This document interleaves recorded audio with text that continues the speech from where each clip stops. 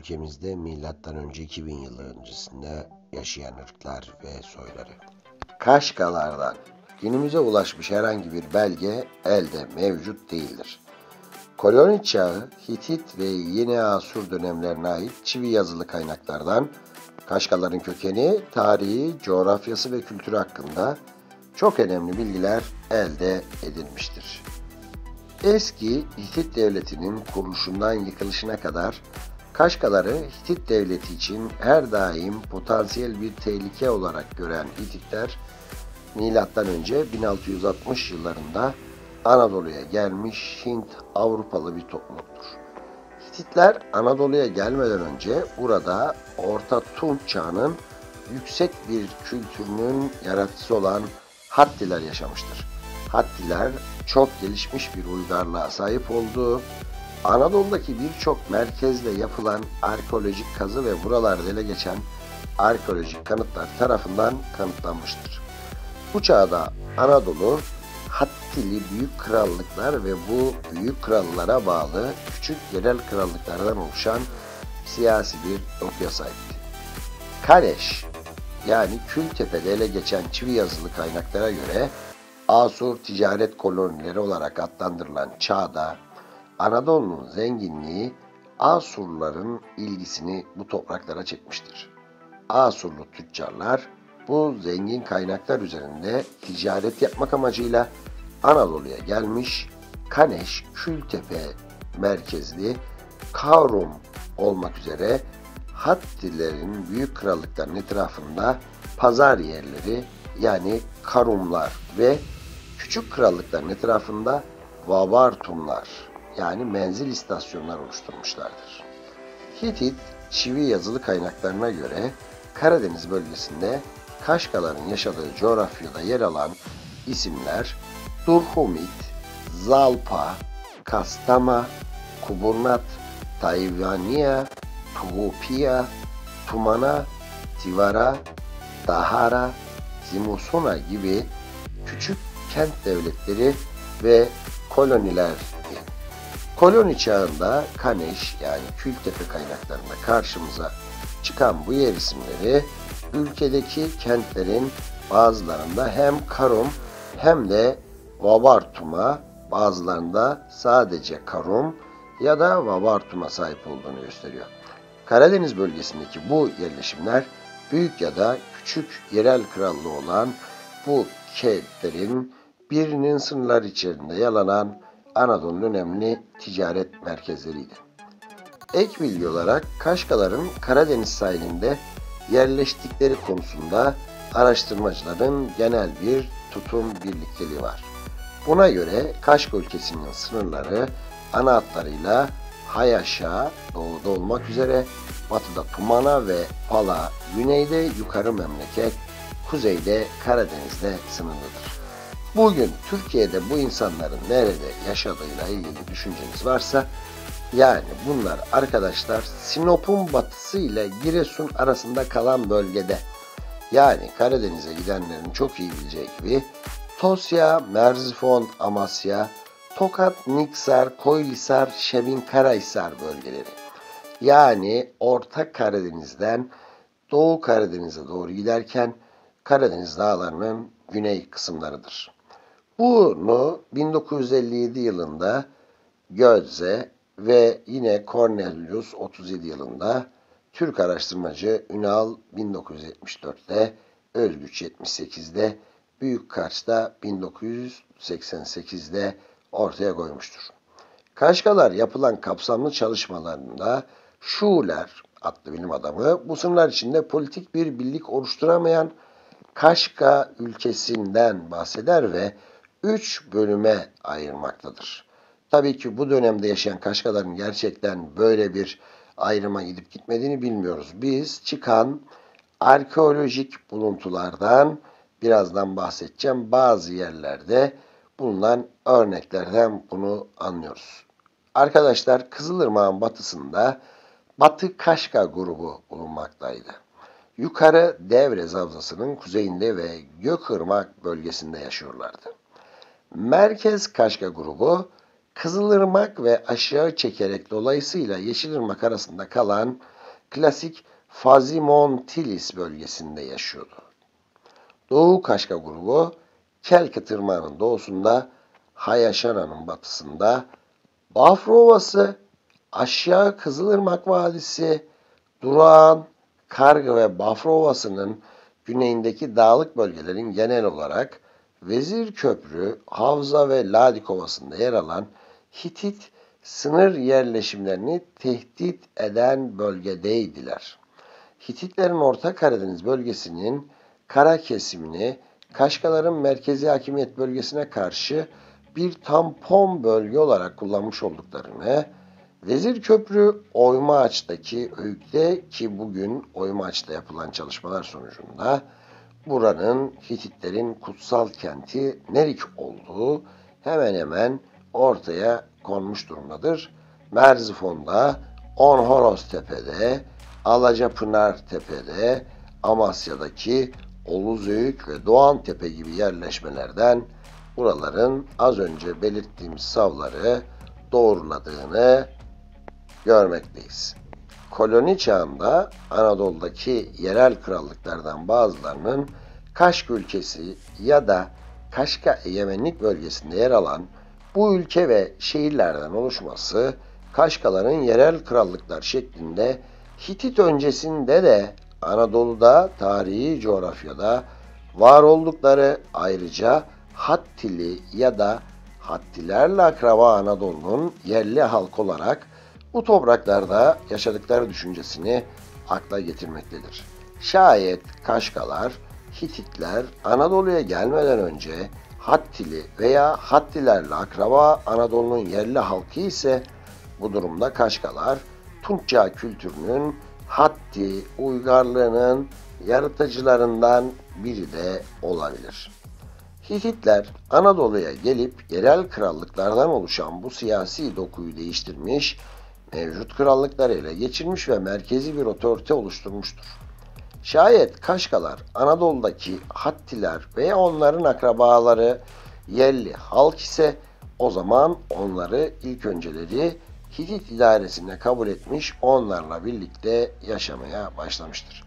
Hititçe çivili yazı belgelerde Hitit devletinin kuruluşundan yıkılışına kadar Hititler ile Kaşgalar arasında yapılan bitmek bilmeyen, tükenmek bilmeyen mücadeleler anlatılmıştır. Hitit-Kaşga mücadelesi daha eski Hitit döneminde başlamıştır. Çünkü imparatorluk krallarından 3. Hattuşili ve 4. Tuthaliya dönemlerine ait metinlerde Tiluria ve Nerik kentlerinin ki Nerik'in Hititlerin efsane fırtına tanrısının da ibadethanesinin bulunduğu kutsal dini şehir başkentleri olduğunu biliyoruz.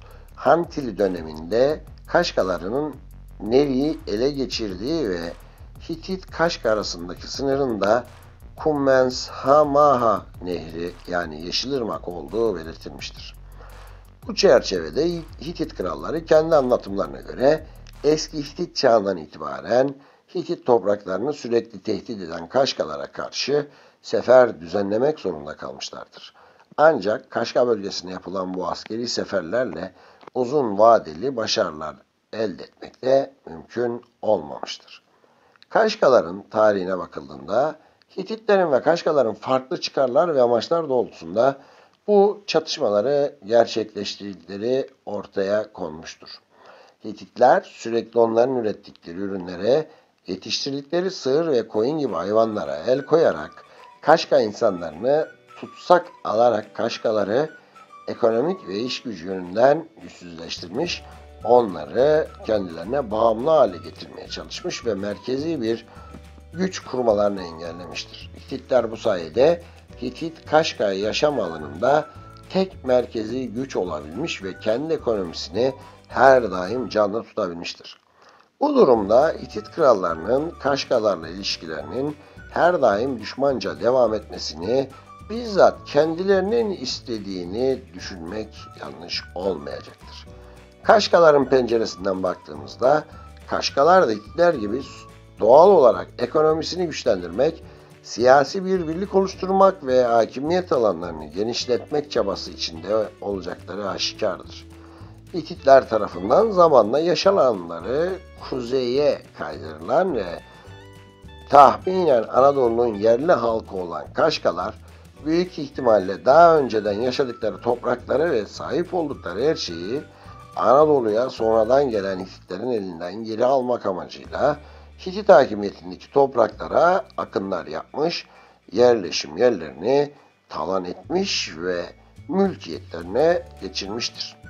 Söz konusu bu durumda Orta Hitit dönemi kraliyetlerinde Arnavanda ve Asmonikal'in Doğa Anlaşma metinlerinde Kaşgarlarla ilgili durum ortaya konmuştur.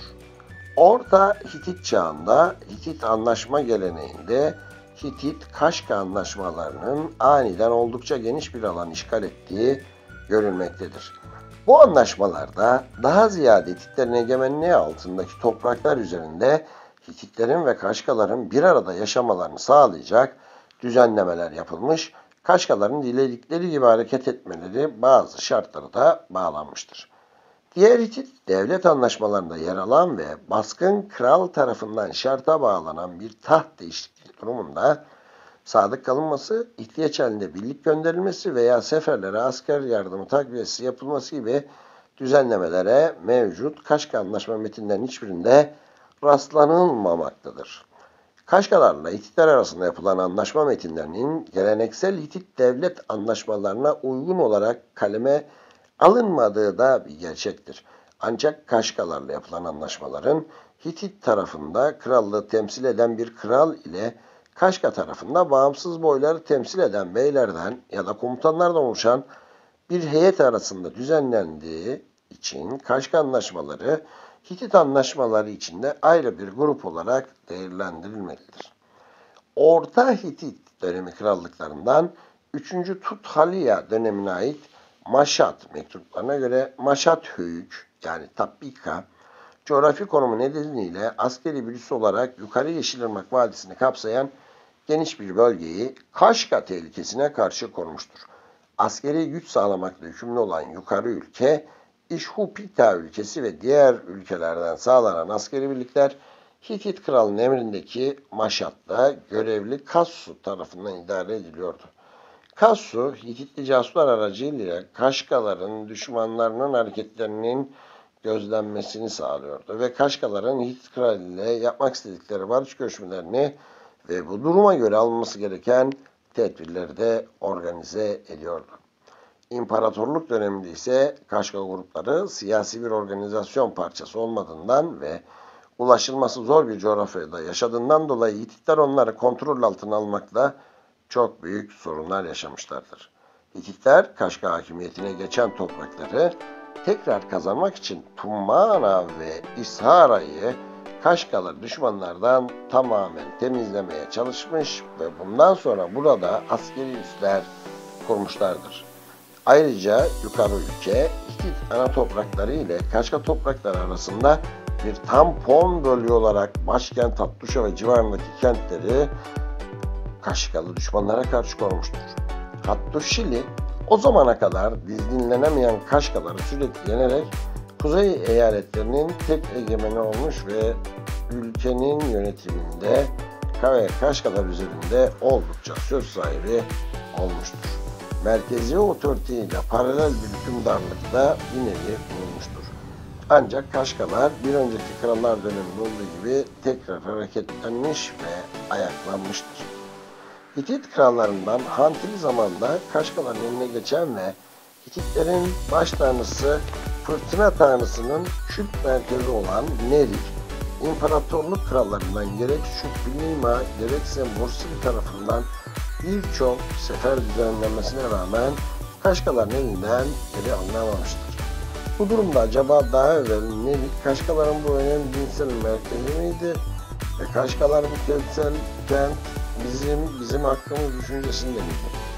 Bu akla gelen soruların cevapları için Kaşkaların Nerik ülkesini Hititlerin elinden aldıktan sonra onun sahiplenmiş olduğunu ve bu kutsal ülkeyi Hitler'e karşı da koruma düşüncesi içerisinde olmuşlardır. 3. Abdülşili özellikle Hakmiş Kralı iken Merik kentini tekrar ele geçirmeyi başarmış ve burada yeniden yerleşmeyi sağlamıştır. Ayrıca Merik çevresindeki kentleri de haraca bağlamıştır. Kaşgaların ya da Hititlerin ve Kaşgaların birlikte yaşadığı coğrafya halkının Hitit Kaşga sınırları kraldan krala, daha doğrusu Hitit merkezinde otorleşmesinin Kaşga hakimiyet bölgesinde bulunan ve kentler dahilinde bulunan küçük kralların Hitit ve Kaşgalar arasında yer değiştirdiği görülmektedir ve Hititler ve Kaşgalar kentte bir arada yaşamışlar. Dolayısıyla Hitit ve Kaşga ülkelerinin kentleri şeklinde ayrı yapmak mümkün olmamıştır. Bunun en güzel örneği Mursili yıllıklarındadır. Milattan önce 1200'lerde yaşanan iç ve dış karışıklıklar, potansiyel tehlike, Kaşgaların deniz kavimleri göçü, kuraklık, kıtlık, deprem gibi birçok etkenle Hitit devletinin sona ermesiyle birlikte daha güneye inme fırsatı doğmuştur. Çünkü bu tarihten itibaren Hitit kaynakları susmakta ve yeni Asur dönemine ait kaynaklar Kaşku ya da Kaşga yazısıyla Kaşga ülkesi ve sakinlerinden bahsetmektedirler.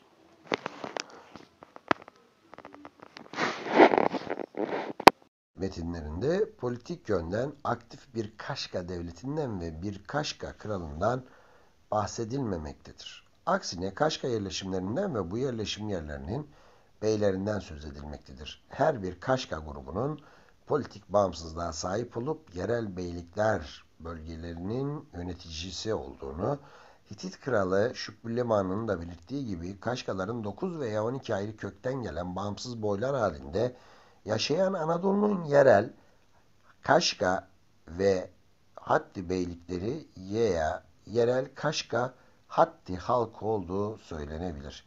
Kaşga topluluklarının yönetim şekli hakkında bilgi veren en önemli kaynak 2. Mursili'nin yıllıklarıdır.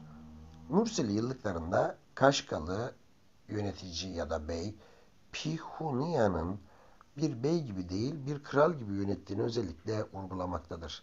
Tipiyalı bey, Pihunia egemenlik alanının sınırlarını Hititler lehine genişletmiştir. Savaşta başarılı Kaşga beylerinin komutanların politik açıdan yükselebildiği dönemler ve onların siyasi bir birlik oluşturmaya doğru meyilleri her daim var olmuştur. Ancak Kaşgaların bu arzularını gerçekleştiremediği Hititleri felakete, hatta yok olmaya sürükleyeceği için Hitit krallarınca Kaşgaların bir birlik oluşturmasına ve devlet kurmalarına asla izin verilmediği de bir gerçektir. Asur kaynaklarında Kral 3. Tiklat-Piser'in egemenliği altına aldığı ve vergi vermekle yükümlü kıldığı krallıklar arasında Kaşgalı Dadurdu'dan bahsedilmektedir. Bu da 8. yüzyılda M.Ö. Suriye'nin kuzeyinde, Güney Anadolu'da, Kızılırmak'ın güneyinde bir Kaşga kralının var olduğunu göstermektedir. 2. Sargon kaynaklarında Sargon'un ele geçirdiği topraklar arasında Kaşku ya da Kaşga adı geçmektedir. Bu da Kaşga krallığının varlığını desteklemektedir. Kaşga, Asur halkının krali hakimiyetine geçince Asurlu valilerce yönetilmiştir.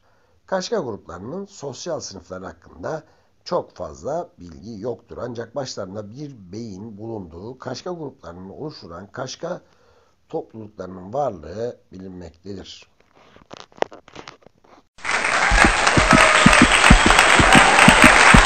Bugün arkadaşlar Truva'nın Hitit'le bağlantısı konusunu işleyeceğiz. Truvalılar kimlerdi? 19. yüzyılda Alman iş adamı Heinrich Schliemann kendine özgü hayalini takip edip Truva'yı Türkiye kıyısında Hellespont yakınlarına bulana kadar birçok kişi Truva'nın bir efsane olduğunu düşünüyordu. Artık makul bir kesinlikle Truva'nın nerede var olduğunu biliyoruz. Alman arkeolog Manfred Korfmann önderliğinde başlatılan çağdaş bir kazı daha önceki tanımlamayı doğruladı ve bu ünlü şehrin doğası hakkında çok daha fazla şey ortaya çıkardı. Ancak şehrin konumu bilinmesi nedeniyle orada yaşayanların hangi kültürel, etnik gruba ait olduğunu, hangi dili konuştuklarını bilemeyiz. Hangi dinsel sisteme sahip oldukları bize söylenmiyor. İlyada'yı okursanız cevabı bildiğinizi düşünürsünüz. Truvalılar temelde Yunanlılardı. Star Trek'e benzer şekilde Homeros'un şiirlerindeki karşıt tarafların kahramanları herhangi bir tercüme olmadan sohbet edebilirler. İlyada'da Truvalılar aynı zamanda Yunan tanrıları olan Apollon ve Athena'ya tapınaklar yaparlardı. Homeros'a dayanarak geçmiş nesillerden gelen bilim insanları bazen Truva sakinlerinin şehirlerine saldırmak için Ege'yi geçen Yunanlarla kültürel olarak aynı olduğu sonucuna varmışlardı. Yunanlar tarafından esir alınan bir kadın olan Briseis hakkında roman yazmaya başlanıldığında aynı şeyi bu satırların yazarı olan bilim adamı da düşünüyor. Truva'nın Homeros döneminden çok sonra arkaik dönemde Yunanların Anadolu'nun günümüzde Türkiye olarak adlandırılan batı kıyılarını kolonileştirdiği doğru. Ayrıca Yunanların ilgili dönemde geç Tunç çağında örneğin Milet'te Hitit yazımlarında Milavata olarak geçiyor. Güçlü karakolları olduğu da doğrudur. Truva'da Miken, Yunan çanak çömleği ve diğer ticaret etkisi belirtileri de bulunmuştur. Truvalılar Yunanlarla hem dostça hem de savaşçı bir şekilde etkileşime girmiştir. Bununla birlikte Truvalıların bir Yunan kültürü olduğu varsayımı yanlıştır.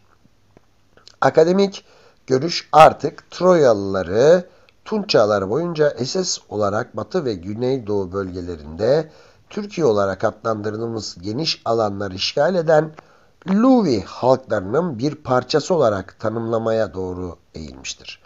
Bu topraklar Hitit İmparatorluğu'nun bir parçası olarak az çok Hititlerle müttefik vassal devletler olarak yavaş yavaş Hitit kontrolü altına girmişti. Burada tartışmanın geri kalanı için birincil kaynağın H. Craig Melchert editörlüğünü yaptığı Luvianlar adlı kitaptır. Peki bu Luviler kimdir ve bu durum Truvalıları Hititlere nasıl bağlıyor?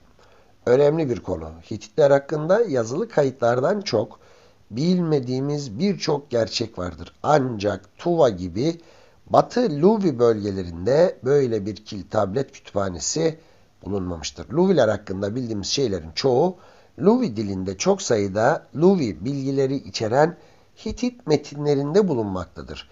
Bir halkı incelemek için tek taraflı bir filtredir. Ancak tabletler bir Luvi bölgesinde bulunan bu noktada yapabileceğimiz en iyi şeydir. Dolayısıyla Hitit bağlantısı Truvalıları ve Luvileri anlamak için zorunlu olarak Hititleri inceleme gereği göstermektedir.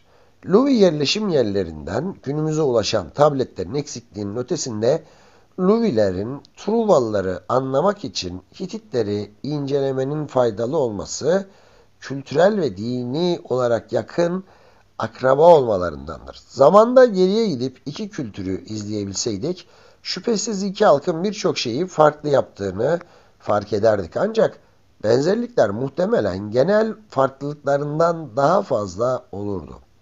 Dolayısıyla Luvileri yani Truvalılar hakkında geniş bir bilgi birikiminin yokluğunda bir tarihçi Hititlere yönelebilir ve kabaca doğru yol dolayısıyla çıkarımlarda bulunabilirler.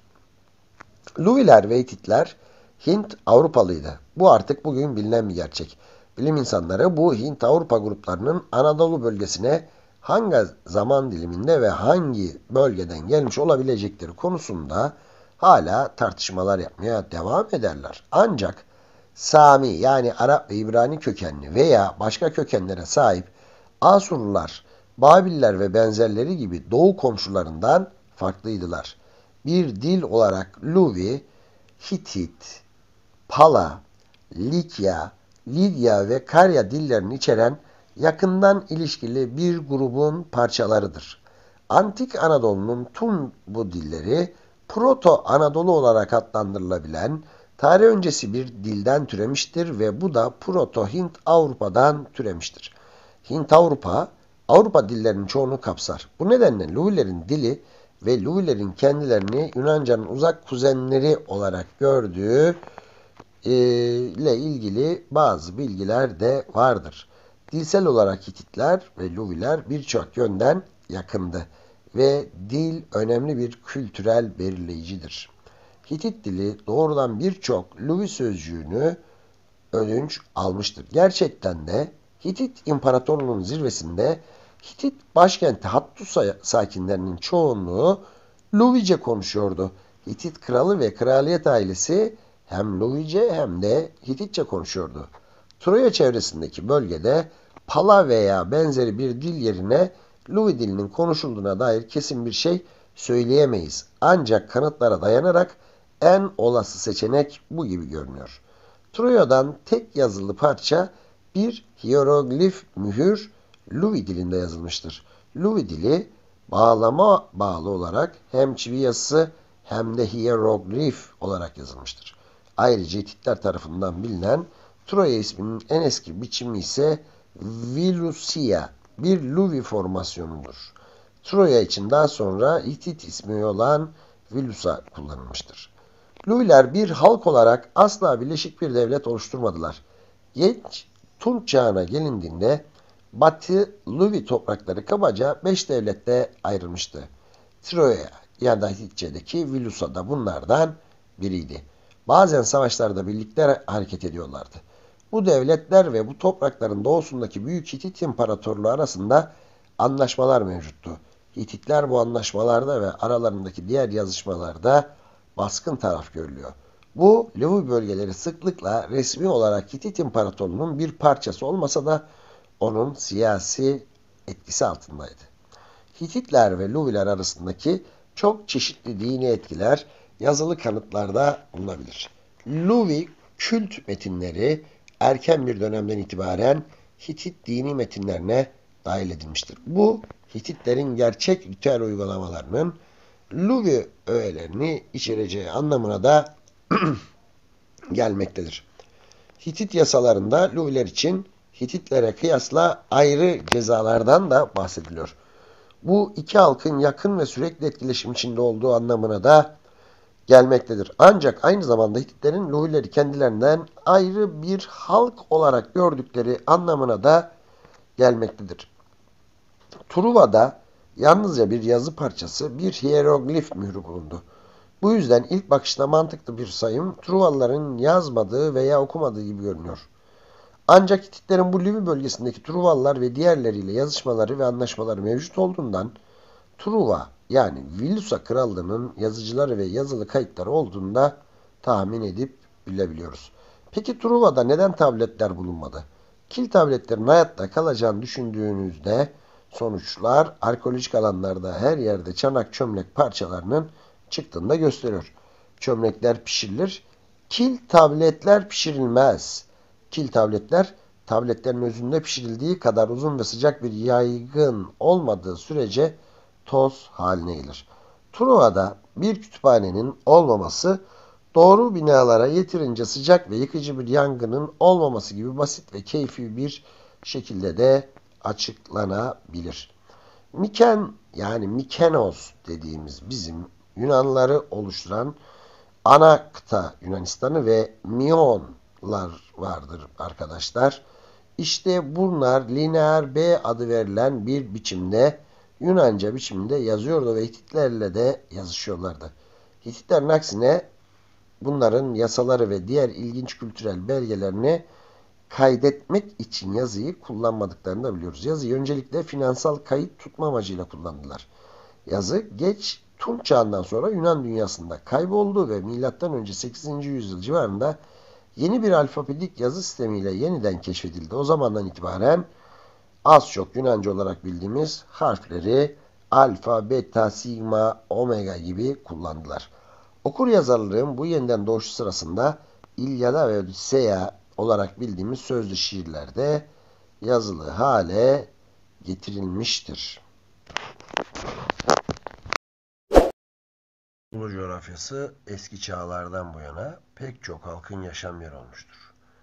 Bu yüzden renkli kültür yapılarıyla ön plana çıkmıştır. Belli başlı dönemlerde Anadolu'ya göçlerin yapılması bu renkli kültürün oluşmasında önemli bir faktördür.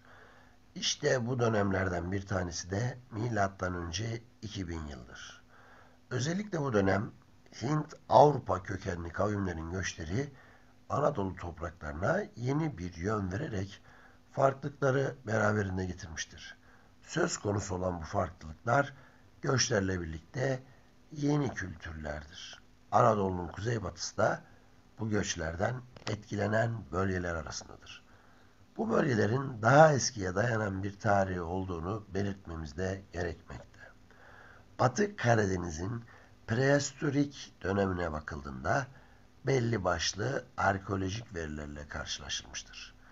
Daha paleolitik dönemde Aşölyen, Mikokiyen ve Levallois kültürleri bölgede görülürken bu kültürlere ait eşyalar da bulunmuştur. Aynı şekilde ilerleyen dönemde insanlar için yaşam bölgelerinden biri olmuştur. Yine Kalkolitik ve Tunç dönemlerinde kilden malzemeler bulunmak suretiyle bölgenin insan kullanımına uygun olduğu ve yaşamın devam ettiği ve göçlerle gelen halkların Karadeniz'in batı kısımlarına yerleştiği görülmektedir. Batı Karadeniz bölgesinin asıl öne çıkması ise Geç Tunç döneminde M.Ö. 2000. yüzyılda gerçekleşmiştir. Zaten bu süreçte Anadolu'ya pek çok halk göç etmiştir. Bu halkları Hititler, Luviler, Palalar, Hurriler ve Kaşgalar olarak saymak mümkündür. Fakat bu halklardan özellikle bir tanesi siyasi anlamda ön plana çıkmayı başarmıştır. Bu halk kendisine Neşili, dillerine ise Neşice diyen Hititlerden başkası değildir. Hint-Avrupa kökenli bu halkın Anadolu'ya nereden çıkıp geldiğine dair net bir bilgi söz konusu değildir.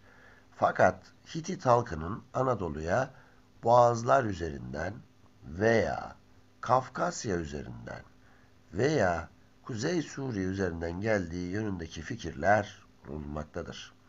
Hatta bu yorumların arasında Hititlerin Anadolu'nun yerli bir halkı olduğuna dair teoriler de eklenmektedir. Aslında bu teorilerin hepsinin doğruluk payı olabilir de olmayabilir de. Orta Anadolu'ya yerleşen Hitit halkı zamanla siyasi değişim ve dönüşümlerini tamamlayarak kesin olarak tarih sahnesine çıkmışlardır. Milattan önce 1650'de kralları 1. Hattuşi ile birlikte Hattuşa, Boğazköy, Çorum merkezli Hitit devletini kurarak Anadolu'da önemli bir süreci başlatmışlardır. Bugün burada bahsedeceğimiz Palalar ise yine Hitit vesikaları sayesinde bilinmektedir. Şöyle ki bu halkın varlığına dair ilk ipuçları Hitit vesikalarında geçen Palaca kelimeler olmuştur. Hatta Hititlerin bazı dini metinlerinde Palaca olarak yazılmış söz dizileri de bulunmuştur. Kutsal anlamlar içeren Palaca kelimeler inceleye alınmış ve sonucunda Hint-Avrupa kökenli bir dil olduğu anlaşılmıştır. Böylece M.Ö. 2000 yılından itibaren Anadolu coğrafyasında bulunan Hint-Avrupa dilleri arasına Neşice ve Luvice'den sonra Palaca da eklenmiştir. Hitit metinlerinde Palaum Nili olarak geçen Palaca'nın belli başlı bir bölgede konuşulduğu üzerine yorumlar bulunmaktadır. Bu dilin konuşulduğu yerlerin Kızılırmak ile Sakarya nehirleri arasındaki bölge olduğu da düşünülmektedir. Bu yüzden son derece önemli olan bu toprakları incelemenin gereği bir kez daha burada söz konusudur. Fakat Anadolu'ya nereden veya nasıl gelindiği bilinmeyen Pala halkı ile ilgili bilgiler oldukça kısıtlıdır. Buna rağmen Hitit siyasi metinlerinde zaman zaman isimlerinin geçmesi önemli bize bilgiler sunmaktadır. Bu bilgiler ışığında Palaların belli bir bölgede küçük bir ülkeye sahip oldukları da anlaşılmaktadır. Pala Tummana ülkesinin Hititlerle etkileşimini incelemek istersek, M.Ö. 2000'li yıllarda Anadolu coğrafyasının yoğun göçler aldıktan sonra pek çok küçük çaplı ülkelerin ortaya çıktığını bilmemiz gerekiyor. İşte bu ülkelerden birisi de Pala Tumana ülkesidir. Bu ülke hakkındaki bilgiler Hitit vesikalar sayesinde bilinmektedir. Çünkü Pala Tumana ülkesi Hitit için siyasi anlamda önemli merkezlerden birisidir. Hitler için bu ülkenin siyasi anlamda önemli olmasının sebebi hem birbirlerine yakın olmaları hem de Pala Tumana ülkesinin kritik bir bölgede bulunmasından kaynaklanmaktadır. Bu yüzden Pala Tummana adındaki bu ülkenin tespit edilmesi için araştırmalar artmış ve bu ülkenin lokalizasyonu için bazı yorumlar bulunmaktadır.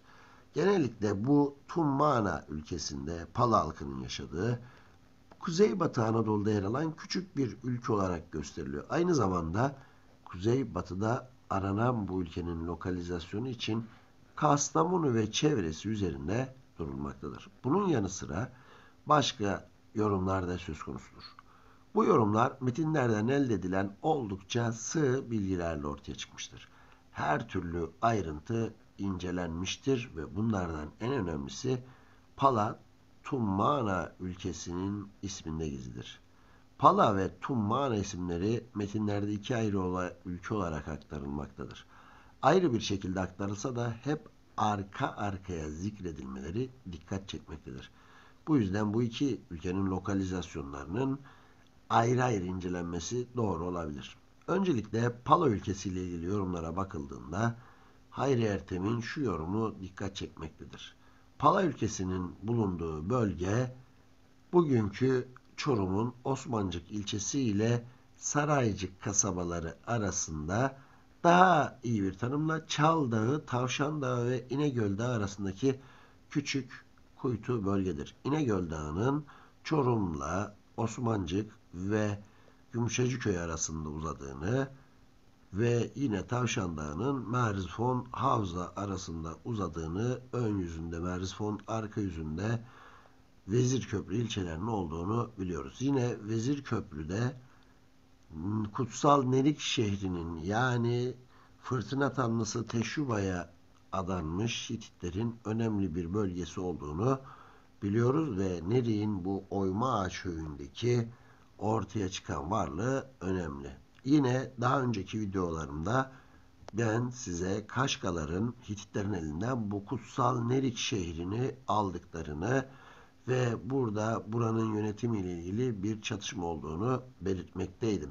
Demek ki Kaşgalar ve Palalar oldukça yakın bölgelerde ve Orta Anadolu'da Hattuşa ve Boğazkale'ye doğru da Hititlerle etkileşimleri var. Tabii ki Hititler metinlerinde Kaşgalarla olan mücadeleleri oldukça önemli ve yer alıyor. Palalarla ilgili böyle savaşla ilgili veya çok büyük metinler geçmiyor. Hititlerin yine 1000 tanrılı bir halk olduğunu ve ele geçirdikleri yerlerdeki tanrıları da kendi panteonlarına aldıklarını burada belirtmem gerekiyor. Az önce belirttiğim ve Sayın Hayri Ertem'in yorumlarına geri dönersek, Pala ülkesinin lokalizasyonunun bugünkü Osmancık ile Saraycık kasabaları arasında, daha iyi bir tanımla Çal Dağı, Tavşan Dağı ve İnegöl Dağı arasındaki küçük kuytu bölge olduğunu, il bazında bakıldığında Çorum ile Amasya arasındaki küçük alana işaret ettiğini belirtiyor. Oldukça da Hitit merkezine yakın ve yukarı ülke olarak adlandırılan bölgeye de denk gelmektedir. Tummana ülkesi ise daha çok yoruma ihtiyaç duymaktadır. Çünkü hakkında bilgi yok denecek kadar azdır. Tummana ülkesinde herhangi bir halkın yaşadığı veya bu halkın hangi dili konuştuğuna dair bilgiler de bulunmuyor. Buna rağmen birbirine yakın olduğu düşünen Tummana ile ilgili belli başlı lokalizasyonlarda Kastamonu ili içerisinde lokalize edilir ve şöyle denilmektedir. iki ülke zamanla Hitit eyaleti haline geldiği bilindiğine göre birleştirilerek eski yapılarına nazaran daha geniş bir alanı işaret eder olabilirler. Burada da Kuzeybatı Anadolu'dan Orta Anadolu'ya, Amasya'nın kuzeybatı uçlarına kadar olan kısım işaret ediliyor olabilir.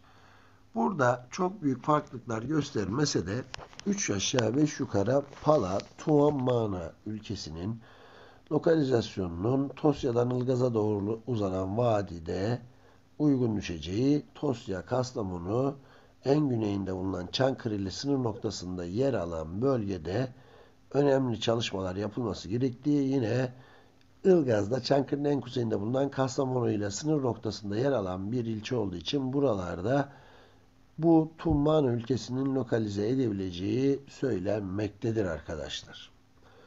Yukarıdaki yorumlara ortak bir paydada buluştuğu söylenirse oldukça birbirine yakın bölgelere işaret etmektedirler. Bu yüzden lokalizasyonu belirtilen Kastamonu ve çevresi olarak burayı adlandırmak doğru olacaktır. Aynı zamanda bu yorumları destekleyen bazı ayrıntılar da söz konusudur. Hitit devleti zamanla güçlenmesiyle beraber Pala, Tummana ülkesini hakimiyet altına almayı başarmıştır.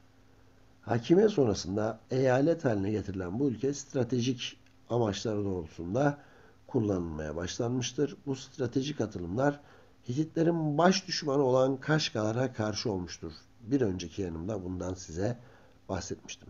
Kaşgalar Anadolu'nun Karadeniz bölgesinde kabileler halinde yaşayan ve neredeyse Hititlerin tüm siyasi tarihleri boyunca uğraşmak zorunda kaldığı savaşçı bir halktır. Bu yüzden Hitit devleti Pala, Tummana ülkesini Kaşgaların tehditlerine karşı tampon bir ülke olarak kullanmıştır. Buna rağmen zaman zaman Kaşgalar Pala, Tummana ülkesine saldırarak büyük zayiatlar da verdirmişlerdir.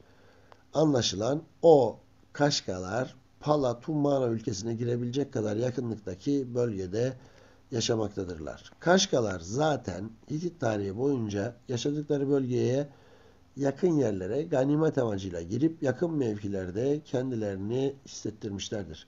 Bunun haricinde uzak yerlere seferleri söz konusu değildir.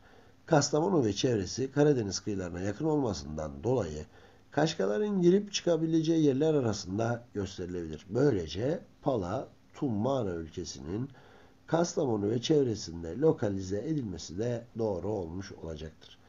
Bu bilgilerin yanı sıra Hitit metinlerinde özellikle Pala isminin geçtiği dikkat çekmektedir. Hititlerin yön tayinini ederken Pala, Tummana topraklarını işaret eden bir tabir kullandıkları biliniyor. Şöyle ki Hitit devletine yakın olan Pala, Tummana ülkesini anlatırken bazı metinlerde Pala kapısı olarak da adlandırılmaktadır arkadaşlar. Ve aynı Hitit yasalarının anlatıldığı metinlerde Pala ismiyle karşılaşılmakta ve bir tüccarın öldürülmesinden bahsedilmektedir. Hitit metinleri Pala, Tummana ülkesinin sosyo-kültürel hayatı ile ilgili tam anlamıyla bilgiler vermemesine karşın siyasi varlığına dair bilgiler sunmaktadır. Bazı Hitit krallarının ve bu ülke ile siyasi ilişkileri olan Hitit metinlerinde yer verilmiştir. Bu yüzden Hitit devleti Pala, Tummana ülkesinin siyasal ilişkilerine değinmekte oldukça önemlidir. Hitit İmparatorluk dönemiyle beraber bu Pala ülkesinin ismi Hitit metinlerinde geçmeye başlamıştır. Şöyle ki Tummana ülkesi 1. Şupulipma döneminde Hitit devletine bağlı bir eyalet haline gelmiştir. Ve 1. Şupiliuma kardeşi Zdanza'nın oğlu Hutipiyanza'yı bu ülkenin başına vali olarak atadığı metinlerde geçmektedir arkadaşlar. Evet, bugün bu konuda en son söyleyeceğimiz olay Hititlerin yıkılmasına, deniz kavimlerinin yıkıcı göçlerinin neden olduğunu bilmemiz gerekiyor ve deniz kavimlerinin yıkıcı göçleriyle birlikte Hitit devletinin yerle bir olmasından sonra Batı Karadeniz bölgesinde sırayla Friklerin, Kimmerlerin, Lidyalıların ve Perslerin egemenliği altına girdiği de biliniyor. Pala, Tummana ülkesinin merkez olan Kastamonu bölgesi ve çevresi Helen İmparatorluğu döneminde Paplagon halkının yaşadığı, Paphlagonia ismiyle ön plana çıkmıştır. Ardından Pontus Devleti Paphlagonia bölgesinde bir dönem kendi sınırlarına katsa da Roma İmparatorluğu Anadolu'ya hakim olmasıyla birlikte bölge yine el değiştirmiştir. Buraya kadar beni sabırla dinleyen tüm arkadaşlarımıza teşekkür ediyorum. Kanalımıza abone olmayı unutmayın diyorum.